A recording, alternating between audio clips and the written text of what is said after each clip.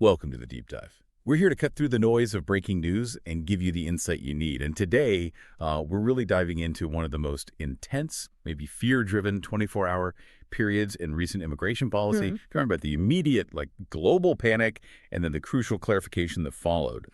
All surrounding that staggering $100,000 fee suddenly imposed on H-1B visa applications. Yeah, it really wasn't just another headline, was it? It felt more like an economic tremor. It kicked off Friday evening, spiraled into Saturday, just frantic. So our mission here, I think, is to go beyond just summarizing. We need to really unpack the specifics, the confusing language in that proclamation, why big companies and banks reacted with such alarm, and then look at the immediate fallout, both corporate and global, in that really tight window before the White House clarified things.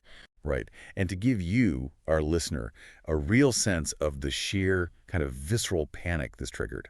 Let's start with this almost unbelievable scene reported from San Francisco International Airport, SFO. Picture this. A fully boarded Emirates flight, packed, mostly with Indian nationals. Doors closed, minutes from takeoff. And these are likely H-1B holders, right? People may be heading home for a quick visit, folks who've been in the U.S. for years, Brad. Exactly. Then somehow the news breaks through, maybe cabin Wi-Fi, maybe panic texts from colleagues or lawyers. Suddenly, passengers are demanding to get off the plane right now. Wow. Just like that. Just like that. They were terrified that if they left U.S. airspace, they wouldn't be allowed back in without paying this brand new, huge fee. So the flight crew actually had to react. They had no choice. The situation escalated so fast they had to reopen the doors, offload dozens of frankly terrified travelers, their luggage. It caused a multi-hour delay for everyone still on board, just chaos. That, right there, that tells you a policy announcement really missed the mark on clarity initially. It wasn't just about the money, was it? It was the fear of instant job loss, being separated from their lives, their families already here in the U.S. Absolutely. So let's rewind to the start of this storm. Friday, President Trump issues this new proclamation. It's titled Restriction on Entry of Certain Non-Immigrant Workers. And the core of it, the thing that set off alarms worldwide, was this $100,000 fee on H-1B applications. And you really have to pause and think about that number, $100,000. For anyone not deep in the visa process, the usual costs, there may be, $2,000 to $5,000, depending on lawyers, company size. Yeah, around that range. So jumping to $100,000, that's a 6,600% increase, pretty much overnight. It's just astronomical. And the timing was critical too, wasn't it? This wasn't something planned for months away. No, not at all. The effective date was set for 12:01 a.m. on Sunday, September 21st, 2025. So you basically had less than 48 hours notice. That combination, the sheer cost, and that incredibly abrupt deadline, that was the first big shockwave. But the second trigger, the thing that really fueled the frantic travel, the SFO incident, that was the ambiguity, the lack of clarity in the initial order. Okay, so what were the immigration lawyers seeing? What was the immediate worry, the sort of worst-case interpretation they had to advise on? Well, they had to default to the broadest, most cautious interpretation. The proclamation itself wasn't precise enough about scope. Lawyers immediately thought, okay, this might not just hit new applicants, the lottery winners. The worry was it could potentially snare people trying to renew their visas or file amendments for job changes or, and this was the critical one for travel, existing visa holders who are currently outside the U.S. and trying to get back in. So someone maybe already had their valid H-1B visa stamp. They're just coming back from a wedding or something overseas.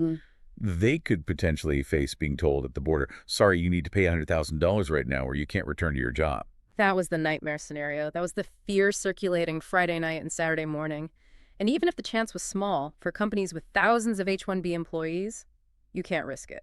That uncertainty forced an immediate, almost panicked corporate response. And we saw the big names jump in fast. Google, Microsoft, Amazon, JP Morgan, Goldman Sachs, all sending out urgent memos. What was the main message in that emergency guidance? The primary advice was driven by pure risk management, essentially. If you're an H-1B employee currently outside the U.S., get back. Now. Before that Sunday deadline. Google's memo, for instance, reportedly told employees explicitly to return and enter the U.S. before the proclamation takes effect. To drop everything and fly back. Pretty much. For a giant company like Google, the cost of emergency flights for a few hundred people, that's tiny compared to the chaos of potentially losing key staff to a travel restriction. And what about employees who are already here, safely inside the U.S.? What was the advice for them? Almost as urgent, really. The strong advice was, do not travel internationally for the foreseeable future. This directly addressed that ambiguity around reentry. Companies feared complications or denial of reentry. They were essentially locking down their international talent pool within U.S. borders. Microsoft apparently went a step further, also advising H-4 visa holders, that's the spouses and kids of H-1-B workers, to stay put in the U.S. too because their status is linked. The interconnectedness.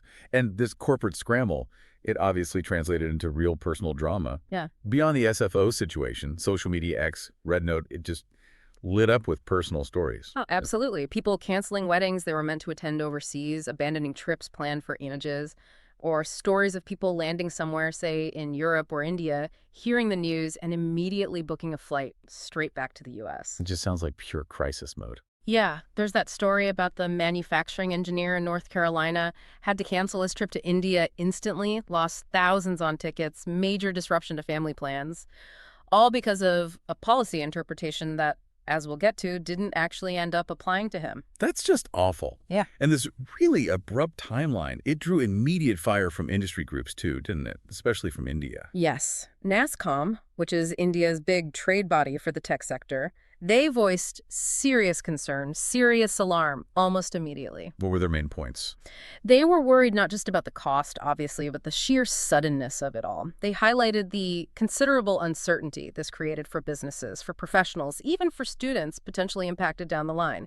NASSCOM was particularly focused on the potential disruption to ongoing projects, especially for the big IT services firms that handle critical work for U.S. companies. You suddenly ground thousands of engineers, you risk impacting huge, complex contracts. Okay, so that initial period sounds absolutely exhausting, just pure chaos. But then we finally get to the clarification, the information that started to calm things down. It took nearly a full day, right? But late Saturday, the White House and administration officials started putting out the real details. What was the first key point that eased the pressure? Well, they issued basically 3 crucial points of clarification that provided immediate relief. First, and this was huge, the $100,000 fee applies only to new applicants, so new petitions filed after the Sunday deadline. That immediately took the pressure off most current H-1B holders. Okay, that's big. And the second point addressed the travel panic directly. Exactly. This was the one everyone flying back was waiting for. They clarified it does not apply to current existing visa holders or to renewals. An official specifically said travelers did not need to rush back before Sunday. So why the delay? Why wait almost 24 hours to put out that clarification? They must have anticipated the panic the ambiguity would cause, right? You'd think so, but it often highlights a disconnect, doesn't it? The speed of political announcements versus the speed needed for detailed legal and corporate compliance. Social media and global business operate instantly. Governance. Well, it takes time to refine the precise legal language. The panic was really a direct result of that initial lack of precision, particularly about re-entry for existing visa holders. Lawyers, companies, they had to assume the worst until they got that official word on Saturday. Right, cover themselves legally. And there's a third point of clarification, too, about the fee itself, something about it being annual. Ah, yes. That caused a whole separate wave of smaller panic earlier on Saturday. Commerce Secretary Howard Lutnick had made comments suggesting the $100,000 might be an annual fee for each worker. Per year. That would be $300,000 for a typical 3-year visa. Exactly. That figure caused quite a stir. So the White House had to step in quickly on that, too. They clarified the fee is a one-time charge per petition, not annual. That was a critical adjustment. $300,000 would have been staggering, even for the tech giants. Okay, so stepping back from the weekend chaos, let's look at the bigger picture. What was the administration's stated reason for such a massive fee hike, even just for new applicants? What was the policy goal? The stated rationale was, well, quite openly protectionist and aimed at what they see as system abuse. It seemed to have 2 main angles. First, discourage companies from, as White House staff apparently put it, spamming the system, meaning filing huge numbers of petitions, which critics argue artificially lowers wages because you have this large pool of foreign workers available. Okay, discourage volume. And the second angle? To ensure that any foreign workers who do come in are truly top-tier, indispensable talent. The idea was to push companies to only seek H-1Bs for very highly skilled people who are genuinely not replaceable by American workers. Secretary Lutnick was pretty blunt about it. He said the goal was, quote, train Americans, stop bringing in people to take our jobs. But the H-1B program itself, it's designed for specialized skills, right? Scientists, engineers, programmers. often for specific projects. They come for 3 years initially, maybe extendable to 6. Does a $100,000 fee actually filter for skill, or does it just hit certain types of companies harder? That's really the core of the debate now, isn't it? If the fee applies only to new petitions, it arguably hits smaller companies, startups, maybe specialized research labs, much harder than the tech behemoths. A small biotech firm might desperately need one specific highly skilled engineer, but just can't absorb a $100,000 upfront fee. Whereas Google or Microsoft, Will likely just pay it for the talent they deem critical. It becomes a rounding error in their budget. So the concern is that it might stifle innovation more at the startup level, the smaller players in the ecosystem. which then brings in the geopolitical dimension, especially with India. They account for, what, 71% of H-1B approvals? A huge majority. What was their reaction beyond the initial alarm? They mentioned humanitarian consequences. Yeah, India's reaction is crucial here. Their whole IT services sector, a massive part of their economy, relies heavily on the H-1B program.